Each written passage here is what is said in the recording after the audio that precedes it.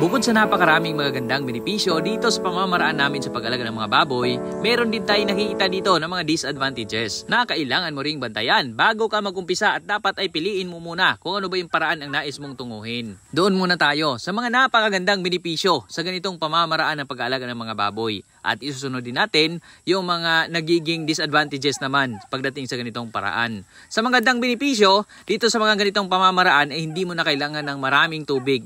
Hindi katulad ng nasa pigiri ka na araw-araw ay kailangan mong linisin yung mga pigiri natin umaga, hapon bago ka magpakain ng mga alagang hayop. Dito ay dahil medyo may kalawakan itong ranging area na ginawa natin sa mga baboy ay hindi naiipon yung kanilang mga dumi. Naaarawan din kaya't mabilis na natutuyo at nagiging organic fertilizer na lamang din sa mga halaman na nasa paligid. Pagdating sa mga dumi nila ay parang kambing, baka kalabaw lamang din ang sitwasyon nila dito sa loob na hindi naman natin kailangan nililinis palagi at hindi naman natin kailangan ng tubig sa ganong klaseng pamamaraan dahil mga baka kalabaw kambing ay madalas nandun lamang din nakayapak sa mga lupa doon sa mga damuhan. Bukod pa doon ay parang mga normal lamang din silang hayop na nasa loob ng gubat na kumakain ng mga damo, mga insekto, ng mga binibigyan natin pagkain, ng mga resources na available sa paligid. Yung mga tinatanim natin ng mga kasaba, kamote, gabi, madre de agua, kangkong, mga reject ng alaglag ng mga prutas, mga reject ng mga gulay na pupwede rin nating ibigay sa kanila. Katawan ng saging at marami pang iba na pupwede nating i-harvest lang at ibigay sa kanila. Bukod pa doon sa mga natural na pagkain na nababanggit natin ay may option din naman tayo dito. Pupwede rin natin silang bigyan ng feeds kung kaya naman natin na bumili ng feeds.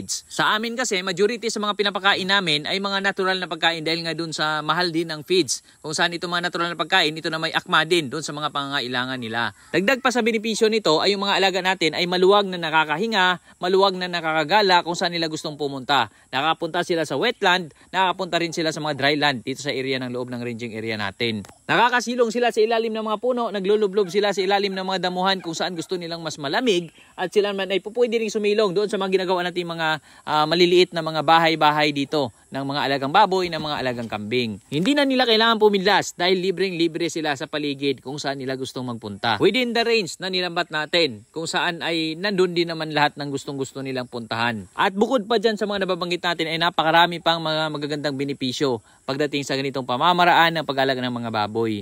Sa mga disadvantages lamang, dun sa napapansin ko rin sa medyo tumagal-tagal namin pag-alaga nito, napapansin ko na kapag ikumpara natin itong mga baboy na nandito sa loob ng ranging area, doon sa nasa pigiri na naka-pure feeds, mas mabilis lumaki yung mga baboy na nasa loob ng isang pigiri. Lalong-lalo na kapag sila ay tayo upo lamang. So hindi sila napapagod sa kakagalaw. Basta ba't meron naman tayong magandang puhunan at meron naman tayong magandang budget pagdating sa ganong klaseng pag-aalaga ng baboy, ay wala naman talagang problema. Napakaganda rin nun dahil mabilis lumaki yung mga alaga natin. Lalo pa kung samahan pa natin ng vitamins, yung mga alaga natin, bigyan natin ng King's Vita Plus Animal Feed Supplement, hinahalo dun sa pagkain or sa inumin ng mga alaga nating baboy, mas mabilis pa lalong lumaki yung alaga natin. Etong paraan naman namin sa pag-alaga ng baboy, ito ay nais ko talagang i-share ito sa mas marami kasi alam naman natin na marami ring nasa bukid, nasa bundok, na talagang hirap na hirap sa kabila ng medyo may space naman. May iba na kahit walang sariling lupa, sila ay tenant o tagapag-alaga, katiwala sila dun sa lupa na kung saan po pwede natin pag-alagaan ng hayop.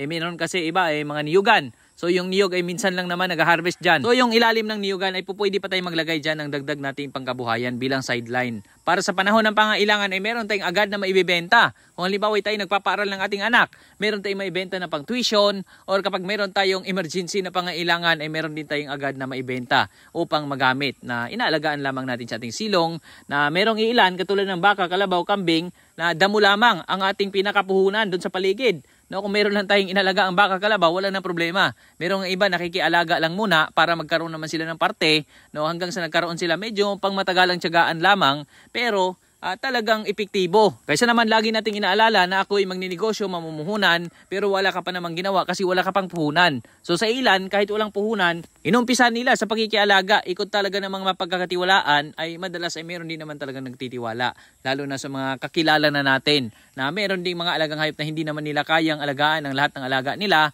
So pwede rin tayo makialaga. Balang araw, dinadaan lamang natin sa matinding tiyaga ay nagkakaroon na rin tayo ng mailaga. Sa akin, sa naobserbahan ko lamang din, no, doon sa disadvantage pagdating sa pag-alaga ng baboy na ganitong pamamaraan, naka-free range sila. So yun, yung paglaki, no, magkaiba sila kapag naka-pure feeds yung alaga mo, o kahit naman yung iba, kahit naka-free range, basta naka-pure feeds, talagang mabilis lumaki. Itong ating kasi naka-free range, pero doon tayo sa mga natural na binibigyan ng pagkain sa kanila. No? Dahil nga tulad ng banggit natin, sila na may mga inahining baboy, sila na may barakong baboy, itong nandito sa loob. So sila ay kailangan talaga na kumakain ng mga gulay. At iba pang napakasustansya, napaka-healthy na mga pagkain upang maging healthy yung mga anak nila. Itong mga alaga naming baboy, kapag sila din naman ay naka-pure feeds, medyo hindi rin ganun kabilis lumaki kasi ito yung mga halo na rin itong lahi nila. Sila yung mga chapsoy o mga cross na rin sila. May mga lahi na sila, may mga blood na sila ng white pigs, may blood sila ng native. No, iba-iba pinaghalo-halo na itong baboy natin. Kasi minsan dito sa lugar namin, no, marami dito nagkahalo-halo na dahil may mga barako na hybrid, tapos may iba naman may inahin silang native, tapos napapasampahan nila dun sa barakong hybrid, so yung anak ay nagiging cross na. Kaya't kahit naka-pure feeds man, eh, hindi pa rin ito mahabol yung ibang mga alagang baboy na yung talagang pure na mga hybrid. Ang magandang benefits niya lang ay mula dun sa pagiging native niya, kung saan mas lumalaki na siya, mas dumadami na yung anak nila dahil nga upgraded na rin siya. Dito lang sa aming naka-free range na mga alagang baboy, sinisigurado din namin na meron silang maiinom na malinis na tubig.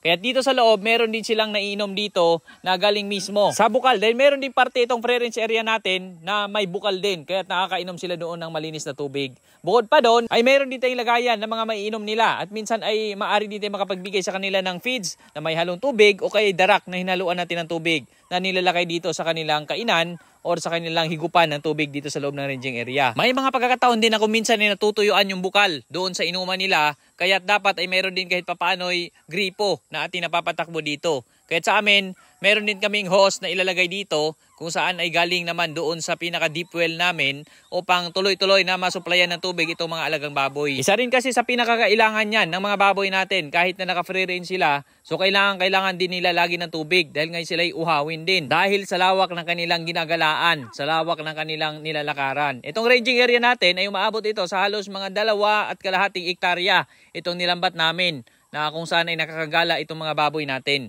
Kaya hindi mo talaga dito maamoy, wala kang maamoy na dumi ng hayop, bagkos ang naamoy mo dito ay amoy ng mga damo, amoy ng mga bulaklak ng mga damo dito sa paligid. Kung tayo ay nasa bukid, huwag nating sayangin yung pagkakataon. Kung tayo man ay tenant, kung tayo man ay pinagkatiwalaan or tayo man ang may-ari mismo ng lupa, ay ating paularin lalo, paramihin natin yung ating mga alaga or pwede rin tayo magtanim, depende sa nais nating tunguhin. No, sa pag-alaga ng hayop, ito ay napakasimple lamang din na pag-alaga, lalo na kung mga native o mga upgraded yung alaga natin, itong mga baboy na katulad ng alaga namin, no, mga upgraded lamang sila, kaya't sila ay pinapakain lamang namin ng mga tanim namin. Or pwede rin tayo manguha ng mga kangkong or kung ano yung available sa lugar natin. Kung tayo naman ay malapit sa mga palengke, pwede rin natin kolektahin yung mga reject na prutas or mga reject na gulay, or kung meron mga tanim na prutas yung kapitbahay natin na natatapon lamang nila yung mga reject, ay pwede nating hingin yon at ipakain natin sa ating mga alaga. Napakalaking tulong nun, no, kapag tayo nag-alaga ng hayop. Or kung iba naman, nais natin ay mga damo naman ipapakain natin, nandiyan naman yung mga kambing, baka, kalabaw na pwede rin nating alagaan na maaari din sa atin ay magbibigay na magandang source of income. Kaya't sa bukid, ang daming pagkakataon din na umunlad ang ating pamumuhay. So ayun, yun lamang po muna sa ngayon. Maraming salamat po.